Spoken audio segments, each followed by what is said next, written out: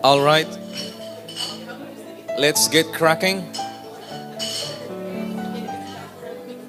We have here until 9 o'clock and we are not going over.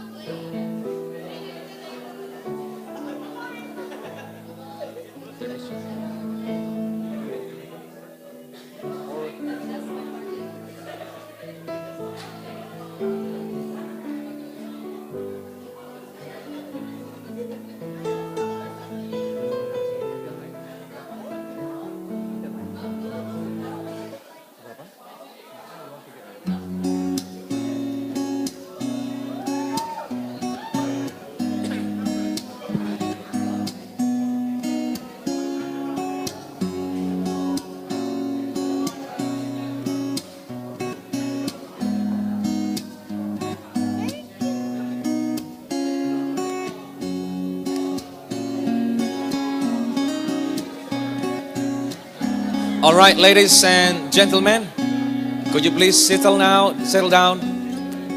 We're gonna have an intermission number.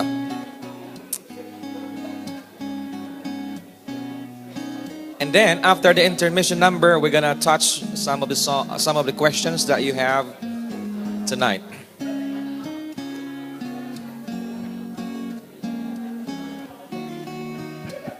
One question.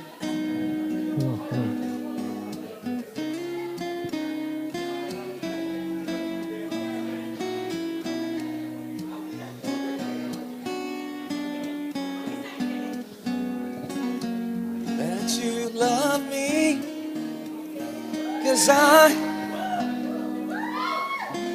really know. All right. Before Joy and CJ are gonna give us the intermission number, we're gonna read one of your questions, okay? And I want you to really take notice of this. Please listen very carefully. Here's the question. How can you get over someone who you've liked for a long time? About a year maybe? Question is, how can you get over someone who you've liked for a long time?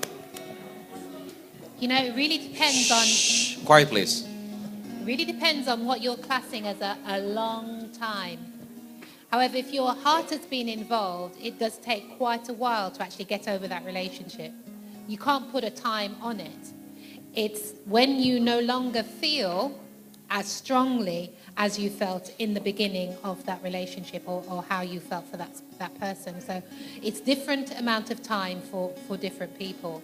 But the most important thing to do is to give yourself time and not rush into another relationship just to try and keep those feelings of feeling good going.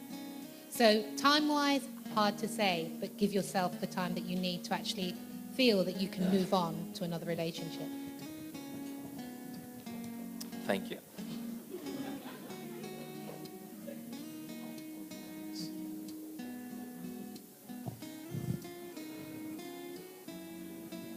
This is an interesting one. Are we supposed to be actively looking for a spouse, or wait for God to bring a spouse to us?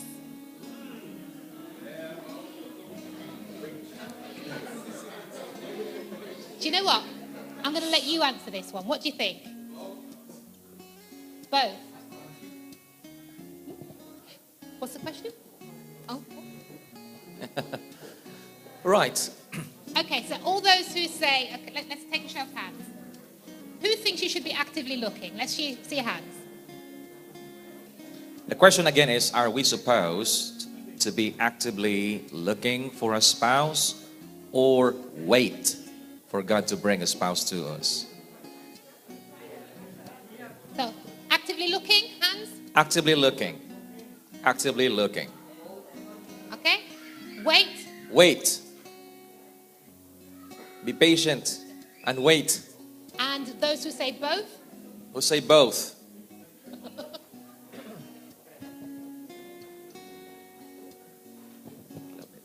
Okay. When it comes to building a relationship, there are some people who are fortunate that God brings their spouse to them. It may be the person they grew up with in church. It may be someone that they went to school with. It's someone that they know. Other people may move away from home, and whilst they're not actively looking, a spouse comes to them. However, if you are at a time in your life where you feel that you're ready for a relationship, there is nothing wrong with actively looking. However, what we've hoped that we've shared with you these past couple of weekends is the characteristics and principles you should be looking for in that spouse. Because sometimes if you stay in your little box, in your little circle of friends, you may never find that person or persons that God would make you compatible with. The time that you decide to actively look should be the time when you are all right. Financially, you got a job, and you are emotionally ready, physically ready. Those are the things that you really now decide to actively. So I would really like to say, I think we would really recommend both, because you have a part to play. Of course, God has his part to play as well. The method of success is actually human effort plus divine power, and that equals success. In that case, both is the answer. At this time, we cut the question and answer, and we give now to the intermission number that we said you're gonna hear. It's gonna be from CJ and Joy. A big hand, please.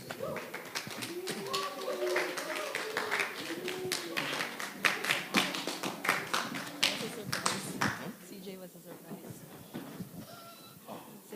CJ's in charge of the game. It's just me. Sorry. It's gonna be just Joy. So. Sorry. She's good enough. Next seminar. Okay, so today I got a cold, so please bear with my voice. And this is actually a very impromptu performance, so hope you like it.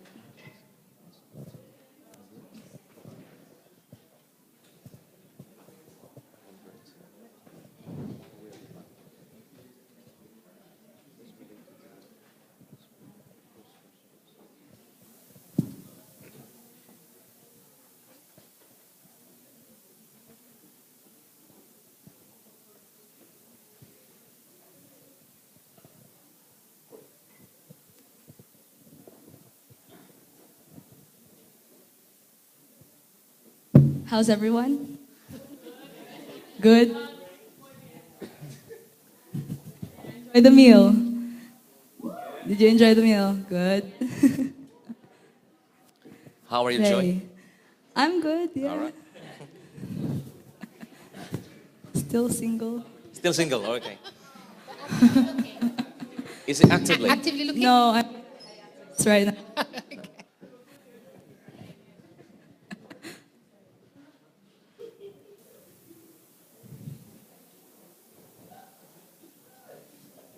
Okay.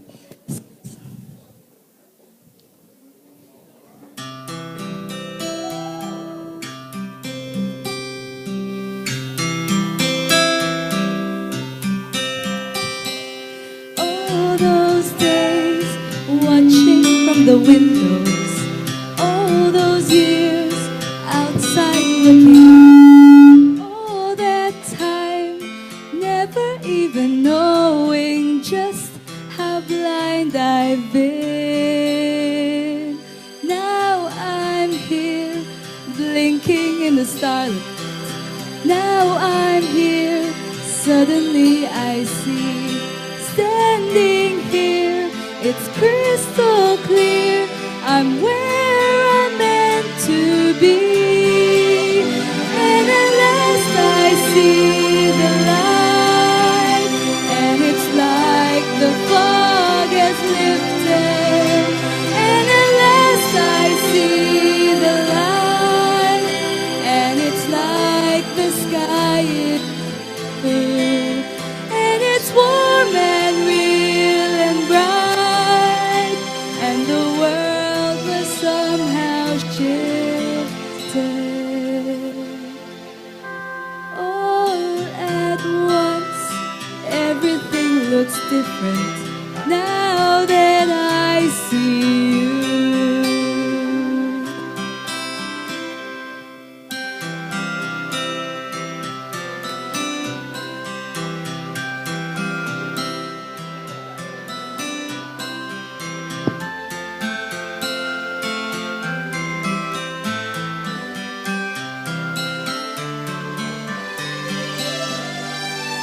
Ladies and gentlemen, CJ Fernandico.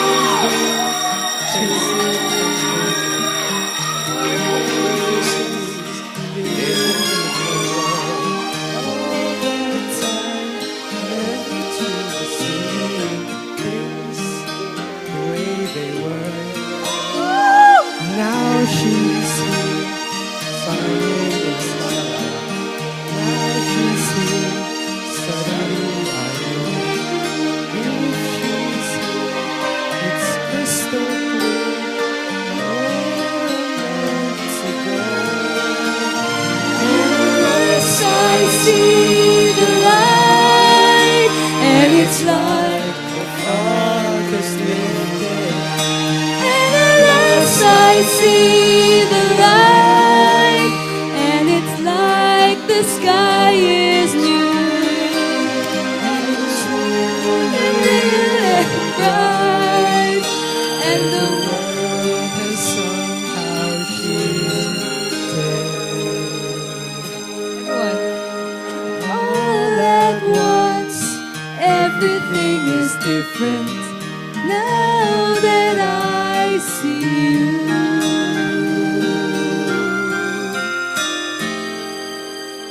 Now that I see you.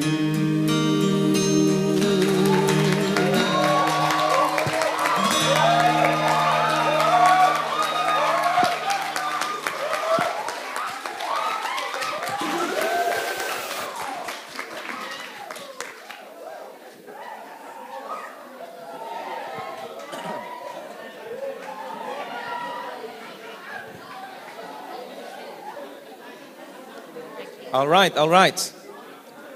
Thank you, Joy. Thank you. I thought it was only Joy, okay? Right, we're gonna read another question. Well, actually, there are two questions here that are so related, and so I'm going to read these two questions.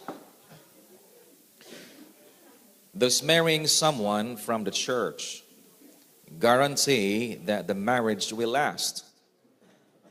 What are the divorce figures too among Christians? And the related one is, if being equally yoked does not guarantee a good relationship, why bother?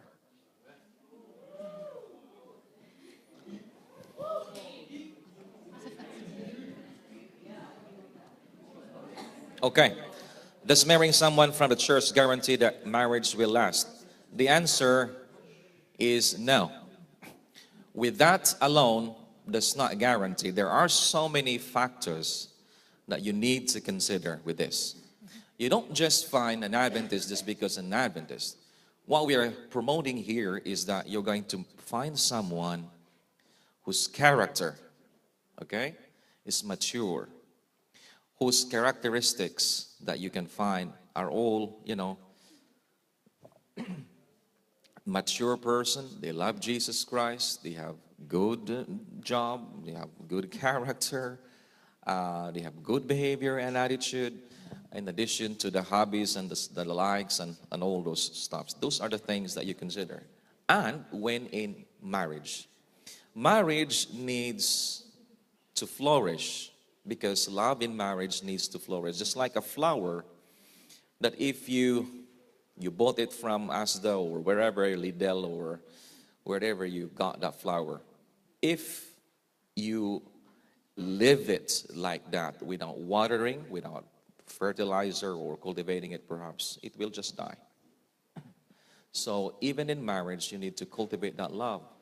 There is this intentional caring, intentional dating out with your wife or your spouse. There is always this cultivation of love and care, the nice words that you say, the appreciation, the genuine concern that you give, so that it will flourish. Again, we said that love is growth. You don't fall in love. You climb up to love. And love is a choice. You choose to love your spouse, and that choice is coming from the very foundation that God loves us unconditionally. And so therefore, even if you grow older and the shapes and the skin has started to sag, it doesn't matter, because you choose to love. That's how you love forever. It asks about the divorce statistics within a Christian marriage, and unfortunately they reflect the divorce statistics in the world. So most likely 1 in 2 marriages will end in divorce. And that is because people have gone into a relationship with different expectations, and they've allowed the pressures of life often to put pressure on them, to the point where they feel that their relationship is no longer worth going forward with. Now, back in yesteryear, when my parents were getting married, marriage was deemed to be for life. Whereas in this society, if your spouse burns the porridge or doesn't iron the shirt properly, people will say that they are causing me psychological trauma and opt out of the relationship. But as Pastor was saying, marriage is about a relationship that the two people grow in together over time, and it takes commitment. And whilst this question said, if being equally yoked doesn't guarantee a good relationship, why bother? We bother because God does not want man or woman to be alone. He sees the beauty in the marriage relationship, and if God blesses you with children, the beauty of family. So it is worth the bother. But if you're going to bother to go into a relationship, you have to bother to keep that relationship going. Many of the divorce statistics is really on the basis that of the reason that they are not compatible religiously, and also they're not compatible in their ideologies and their belief system. We mentioned earlier that we are hasty and we are so fast to call it marriage failure, but we mentioned to you that it is a dating failure, because you rush into falling in love with someone you do not know. You rush into commitment with somebody you do not know in the observation process in your courtship. That's the reason. So it's actually, we established earlier, it's a dating failure. The purpose, why we call it, well, West calls it dating, we call it courtship in the Bible or in our Christian perspective. The reason why, the purpose why courtship is proper and that we observe the things that we've told you, the purpose of that is to really find that person and know the person whom you marry.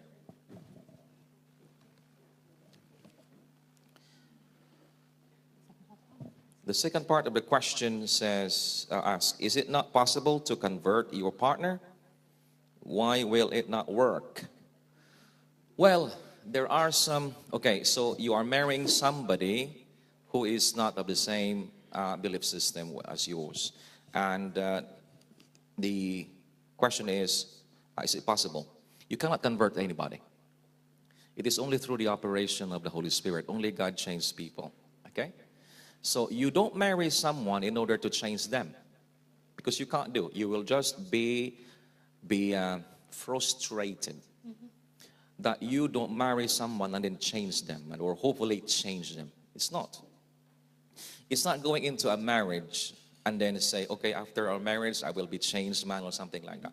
What you are before marriage is what you are during marriage and is what you are after marriage. We established earlier that if there is any positive change in you, it is the work of God. But if there is no intentional role on your part to change for the better, to do some adjustments to the satisfaction of everyone in the relationship in marriage, then it will not happen. Because what you are before your marriage will be the same person you are after. Now, we cannot do this. There are some people who are the exception, where they marry somebody, but by prayer and constant, encouragements and help of the church membership and the pastor, the spouse finally give in and become converted. Now, we call those exceptions. And we do not promote exceptions, and they are not the rule. Because a lot more are going into that and they were not successful. There are some relationships whereby the individual starts coming to church and you have a friendship with that individual, and then the individual makes a stand for Christ, and there is nothing wrong with you then taking your friendship beyond the friendship into a marriage relationship. But as Pastor is saying, don't look at thinking there's nobody in the church for me. I will go out and bring someone in, because if they don't truly believe in what you believe, then you are setting yourself up for failure. It may not be today, it may not be tomorrow, it may not be in 5 years, but 10 years down the road, when you've invested a lot in that relationship, as in the marriage, it could fail principally because your spouse entered that marriage for you and not for the belief that you have.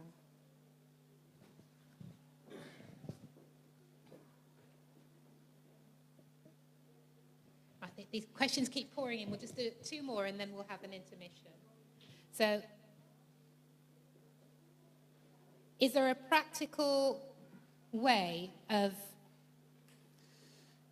Is there a practical way to meet your maturity? What's this? Is there a practical way to measure maturity? Sorry, I didn't bring my glasses. A practical way to measure maturity. What do you think? There is a practical way to measure maturity, do you think? Subjective. Can you tell how mature someone is by the way they act? Be careful, Volney. Didn't we mention 2 things before?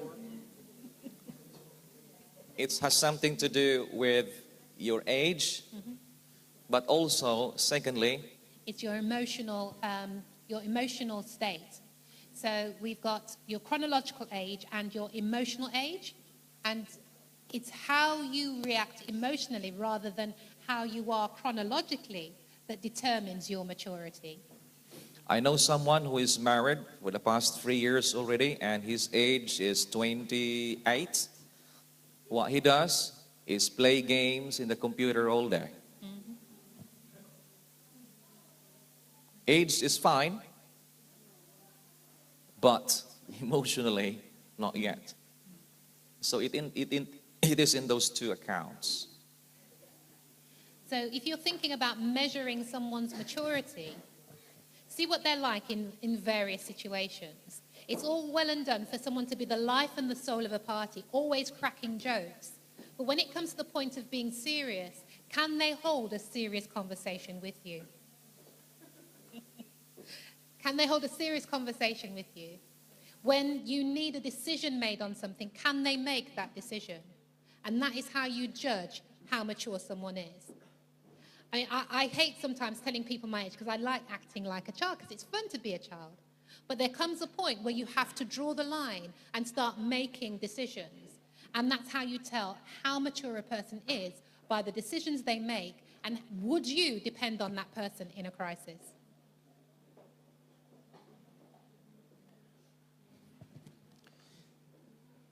How do you get out of the friend zone?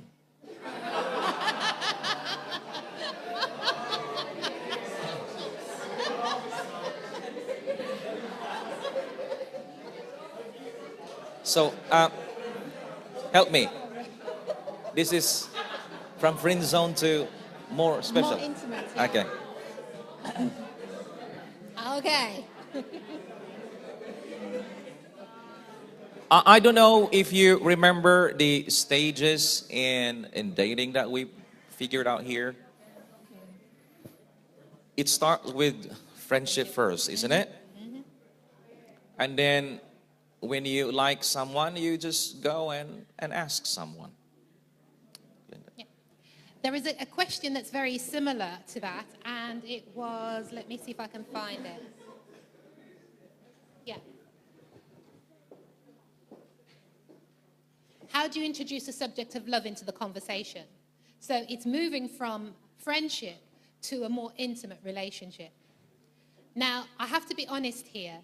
Some people will never make it out of the friend zone. It's true. I'm not going to lie to you. It's true. So, you don't want me to lie, do you? I'm telling you the truth. Some people will never make it out of the friend zone. However, when you talk about introducing love into the relationship or trying to move the relationship on, it's finding out what that person wants. What are they looking for? Because a lot of people have become best friends first and then developed their relationship, because you become that person's best friend by catering to their needs and meeting their emotional needs too. But it also depends on the person that you're catering to seeing you as someone who is more than a friend, which is why I said some people will never get out of the friend zone, because someone will never see you more than a friend. So it's being with that person so much so that at a point in time, they might stop looking at you as a friend and might start seeing you in a totally different light. Yep. Yep. What do you think? Do you agree with me that some people will never make it out of the friend zone? Yeah, it's right, isn't it? Aren't there some people that you have as a friend that you could never see yourself in a relationship with? Because they're your friend. And there are some people that we feel like that they are like a brother to you or like a sister to you. So you would never see them as someone you would be in an intimate relationship with. Say it again? What, being a brother or sister? Oh, that's sad. Sad. Okay. Is there anyone here who would like to request a song? And you can sing somehow in a karaoke? Yep. We'll have the words up on screen. So is there a karaoke song you want to do?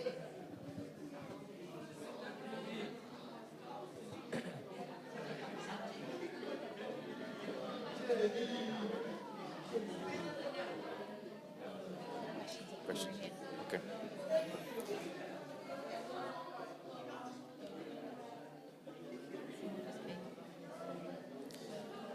Okay, while you're thinking, there are a lot of questions here, so we're going to deal with it first.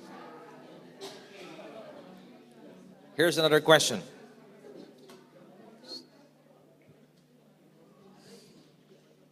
Where's the best place to meet your significant other? Where is the best place to meet your significant other?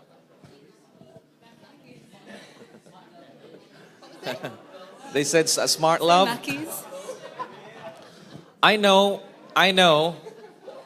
Shh. Listen to this now. I know that many of you here look at the other opposite sex and say, wow. Wow. Okay?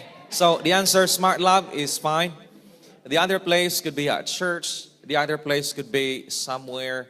It could be any other place.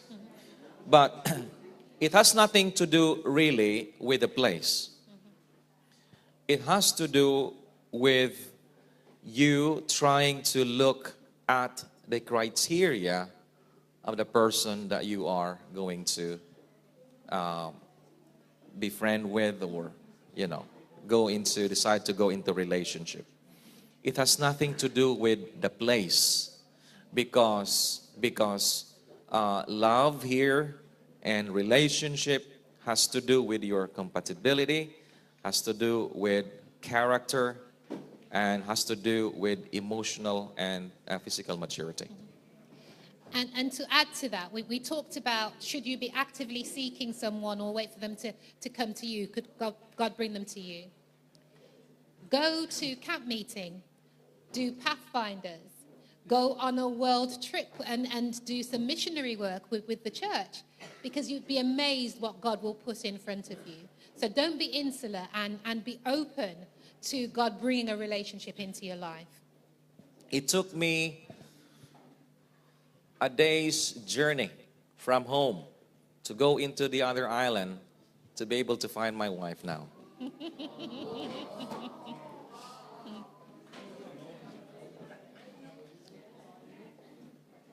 Whereas I shared with you, I didn't have to go anywhere. Ray was right there in the church. So it could be anywhere. Some of you might travel, some of you might but it's really in the person, not really about the place. I think this one is a bit like the friend zone one, but it's what's the most effective way to transfer infatuation to real love? Best way to transfer infatuation into real love. Now, if you remember the slide that Pastor put up around love and versus infatuation, it is possible for real love to begin with infatuation. Is that right? Yes. Do you remember that one? So it's possible for real love to begin with infatuation, but it has to move away from the selfishness and the momentary experience of infatuation. And with infatuation, sometimes you could be infatuated with more than one person. So it's actually bringing together all the feelings focused on one individual, not to the point where you are stalking the individual and wanting them to take notice of you because you want to move from the friend zone into the intimate zone. You have to remember that infatuation is just the superficial.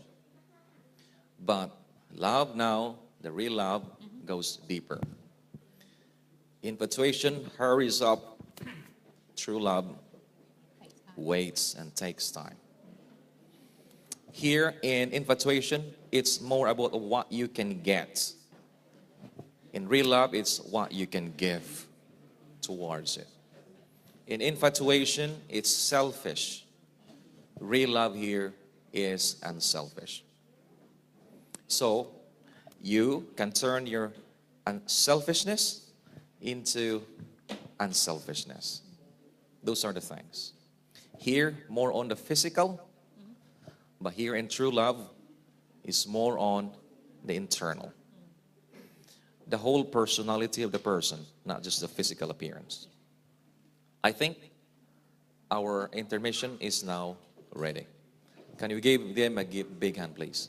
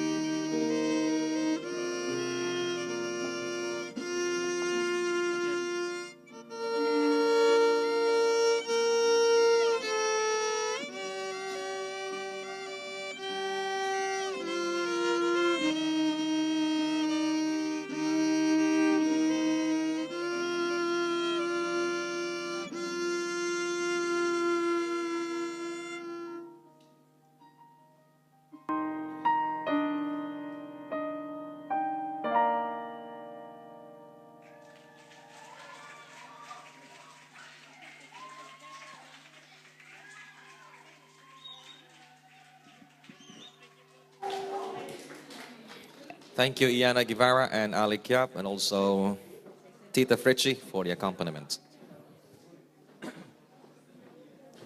We will have another more questions, and then we go to the games.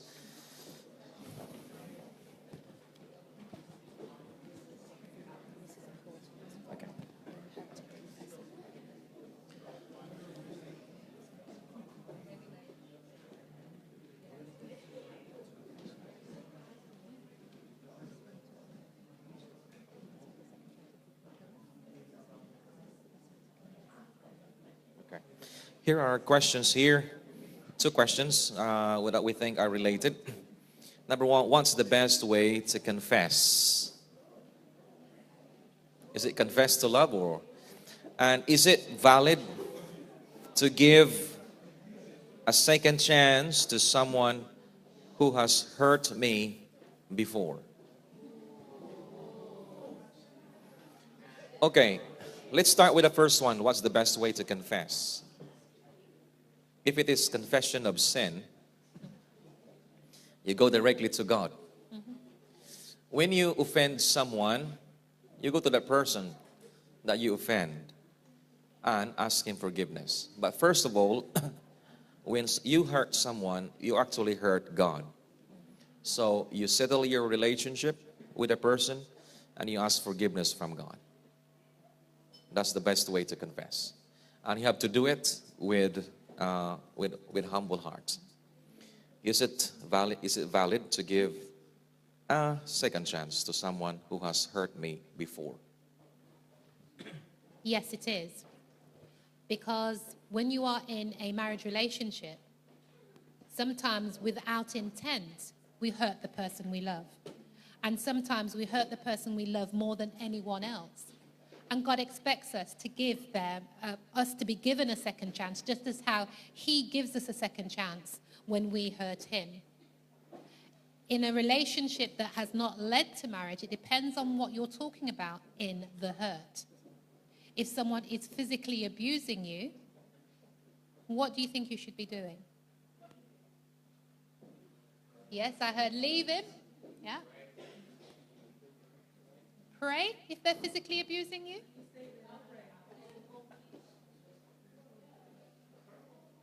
Yeah, you pray for the individual, but you pray for strength. If you are in a physically abusive relationship and you are courting, you need to leave that relationship. Did you hear that? If you are in a relationship and the other person is abusive, that is courting, okay? Relationship. Leave immediately.